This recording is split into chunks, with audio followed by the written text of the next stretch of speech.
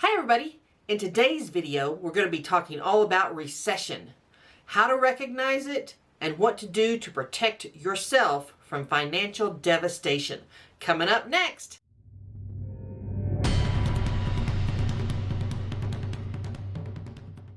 Welcome back. My name is Dee Burks and this is Retirement Rescue, where we teach you how to make money, save money, and live well in retirement. Well, today we're going to be talking all about recession. The latest coronavirus scare and the subsequent market drop has sent people into a complete panic, absolute panic in the financial markets. And unfortunately, many everyday Americans are panicking as well. So we're going to talk a little bit about what you can do to protect yourself for the next recession, because let's face it, there will always be a recession at some point. It may be large, it may be small, but the closer you get to retirement or to financial independence where you're going to be living on your investments, the more vital it is that you start to protect yourself. And that way, with if and when the financial markets actually do drop, it doesn't affect you and it certainly doesn't devastate you. Now, a lot of these tips and tricks came from the 2008 financial recession. Those of us who went through that recession and got pummeled, absolutely pummeled financially, we learned the hard way what to do and what not to do. But it's interesting that so many people have forgotten. They've forgotten how bad it was, and they've forgotten how to take those steps to protect their financial net worth from a market drop and the subsequent roll through the economy. One of the biggest lessons we learned was create multiple sources of income. I know you've heard this so many times, and I talk about it a lot on this channel. How can you create more income aside from your main job or your main source of retirement income if you're already retired? Well, you have to start now. You have to create online businesses. You have to look at selling things you have. You have to look at creating side gigs for yourself. Maybe even things like writing. That's what I do full time, is I write. So add those things to your repertoire now and create those streams of income, so should there be a recession and should it roll through the economy, you still have some source of income, because that's really important. It's one thing to see your retirement accounts and your financial accounts devastated because of a stock market drop. It's a whole nother level if you lose your source of income as well. Then it really starts to hurt.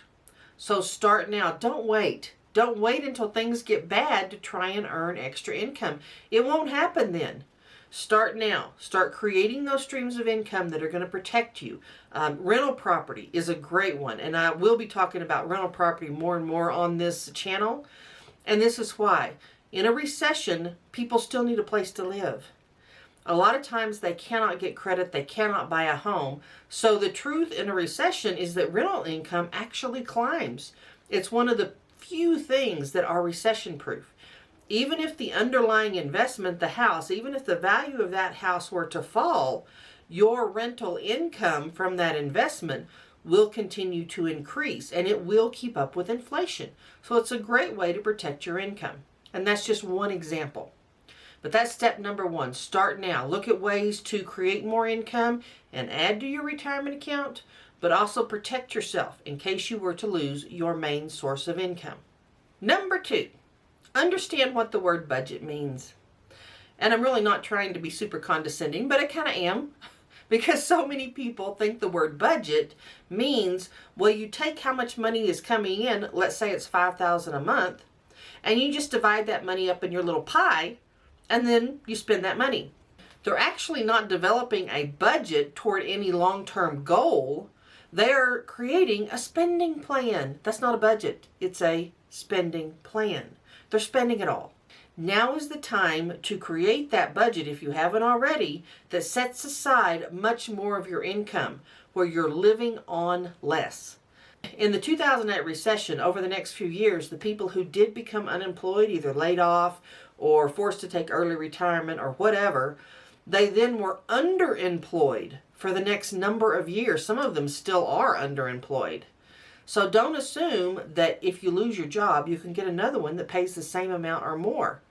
In a recession, those days are over. When a recession hits, that's done. And so you have to learn now to live on less. So when you're creating a budget, don't fall into that trap of creating a spending plan. Create a budget that allows you to live on much less than you're actually making and put all of that excess money aside. The third way is, of course, to eliminate debt. Debt has to be paid. And while you may be able to pay it on what you're making now, if you were to lose that job, that debt will crush you. Debt was one of the main factors in so many people, and we're talking about millions of people in 2009, 2010, 2011, millions of people were forced to declare bankruptcy. And a lot of that debt was credit card debt. Because as you know, if you stop paying that credit card, that debt escalates tremendously. So get that debt paid off and stop adding to your debt. Get it paid down, paid off, and then quit using it. And number 4, while we're at it, let's talk about cash reserves. One of the things that happened prior to 2008 is that it got very easy to get credit. So a lot of people, they would keep, the $1,000 cash reserve or $2,000 because the thought was, well, I've got $40,000 worth of credit limit. It's no big deal if there's an emergency. Well, in the last recession, what happened was credit card companies immediately began to assess their risk and lower that risk. Those of us who were self-employed got the first letters. The letters saying, thank you for your business, but we're closing your card. Really. It had nothing to do with what kind of customer you had been, your credit rating. It had nothing to do with that. They were eliminating their risk. So those people who had big credit limits and never used them, paid their credit card every month, those people, number one, they weren't making the credit card company any money, and they exposed that company to a tremendous amount of risk. Those of us who were self-employed got it first. I had a card I used for travel all the time, and I often carried a balance on that one just because I was always traveling. Well, they lowered it to $200 within what I had on the card. There was no way I could use it anymore. And my other one that I never carried a balance on, they closed. Try going to a bank and getting a loan at that point for anything, even if you had perfect credit last month. Doesn't matter. It's their game, and they will close those cards. Same thing happened to my spouse at the time. He was one of those people who never carried a balance. They closed his cards too. Guess what? Now that little bitty cash emergency fund is little bitty. And if you don't have access to those credit cards that you were expecting to use if there was any kind of big emergency, now you are really hanging out there in the wind. In a recession, cash is king. It is really important for you to increase your cash reserves, and the standard wisdom is 3 to 6 months, and people will say expenses. No, 3 to 6 months gross income is what it should be, and actually it should be more than that. Those people who lost their jobs in the last recession couldn't just turn around and find another job. If you'll recall in 2009, Congress increased unemployment benefits to 99 weeks because so many people were unemployed and absolutely could not find work. No one was hiring. And even at that, many of those people ended up in bankruptcy anyway.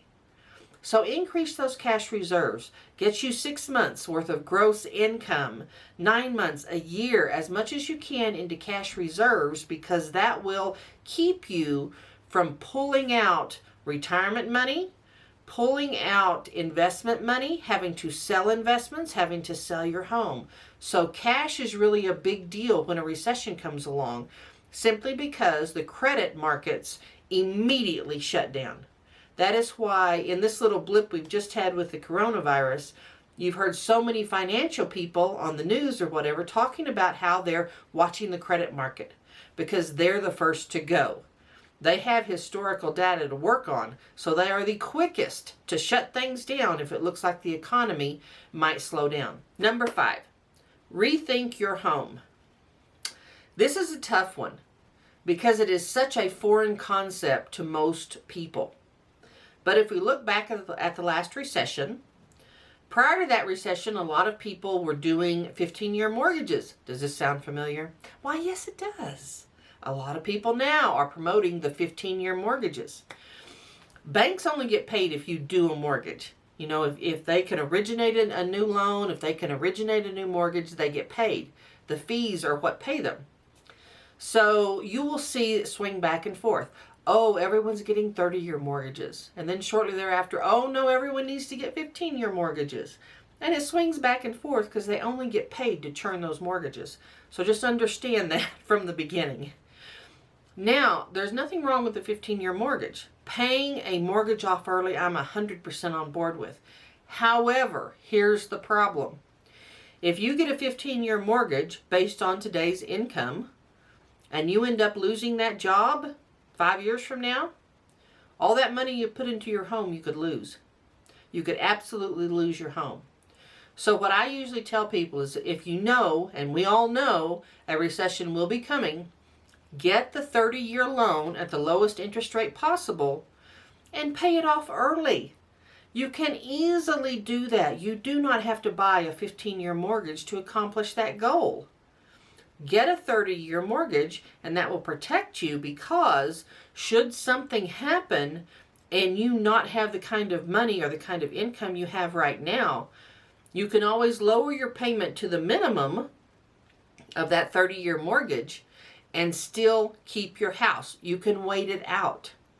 But if you have to make that larger payment and you can't make it anymore, you are risking losing your house. So look at all of your loans, whether it be a personal loan, a business loan. Get the longest term you can and the lowest interest rate. Do not get the short-term ones, because here again, if something happens and you can't make that payment, you've lost it all. Also on housing. Now is a good time, while the housing market is still somewhat high, to sell your home, to cash your home out, as it were. You can buy a much smaller home, especially if all your kids are gone and it's just you or you and your spouse. You can buy a much smaller home, pay cash for it, use the rest of that money to pay off your debt, and put it in your cash reserves. If you wait until a recession already starts, the housing market follows. It follows immediately. It's one of the fastest things, because credit tightens up. Banks don't give loans anymore. So guess what? People stop buying. Go ahead and sell your home while people can still get loans. Cash that out. If you're thinking about cashing it out in the next 5 years or selling your home, do it now. Cash it out. Go ahead and get your debt paid off completely and don't accumulate more debt. Get you a good cash reserve and start setting yourself up to protect all those assets in the next 10 years. Number 6, move your assets into safer, more income producing areas. Now here's what that means. When the stock market is really booming and going up, as it has been over the past several years, greed tells you, oh, I don't want to miss out. Maybe it'll make 30% this year. I don't want to miss out. What if I miss out? That fear of missing out is what allowed people in 2008 not to reallocate their assets and move them into safer investments when they were ready to retire or right before they retired. There were a number of people in 2007 that I knew that retired. They had $1 million, investments. They were sitting pretty. It was going to be a great retirement. But they did not reallocate those assets into safer investments. So they were in very aggressive stocks because they wanted to get that next little hit. They wanted to get that next 30%. Well, what happened was the stock market in 2008 fell so fast, there was no way to save those assets really. And yet they ended up losing 50% of their accounts. Now just think about this. If you have an investment account that's $1 million, that feels great. It feels awesome. But if 6 months later you look at that account and it has $500,000, how do you feel? I mean, it's really great to say, well, I'm a sophisticated investor. I would just leave it there. I realize the market fluctuates. If the market drops that far, 30% in 2008, and your account goes down 50% because you were invested aggressively, you will lose your shit. That's what happened. people lost their minds. They started yanking their money out of the market. And of course, worst time to do that. And they just absolutely panicked. And we've already been seeing some of that with this latest little drop. Just that little drop. And people are panicked. Imagine if it went down 30%. I mean, when you look at '08, Warren Buffett's company, Berkshire Hathaway, they lost 51%. Oh my goodness. Some of the best investors out there lost 50%. It can happen, and it will happen.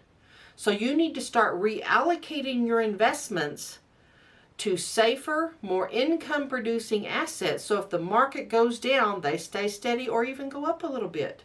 Now, you'll earn a lower return, but that is way better than losing half your account value.